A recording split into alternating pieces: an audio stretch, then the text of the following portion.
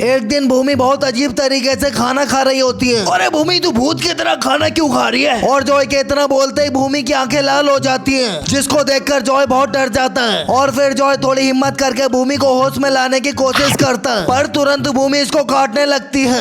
अरे कोई मुझे बचाओ! और जॉय अपनी जान बचाकर टीटू के पास भागता है। अरे टीटू, भूमि इतना अजीब हरकतें क्यों कर रही है? बिड़ू, क्योंकि भूमि के अंदर एक आत्मा आ चुकी है। जल्दी बता, फिर भूमि सही कैसे होगी? बिड़ू, तेरे को भूमि के सर के ऊपर हाथ रखना पड़ेगा। ठीक है टीटू। फिर जॉय सोचने लगता है अगर वो भूमि के सर पर हाथ रखेगा तो भूमि तो इसे काट लेगी। और तभी जॉय की नजर छोटू पे पड़ती है। इसको तो भूमि के बारे में कुछ नहीं पता। चलो इससे बोलता हूँ। छोटू, अगर तू भूमि के सर पर हाथ रखेगा तो मैं तुझे पूरे 500 रुपए दूंगा। ठीक है जॉय।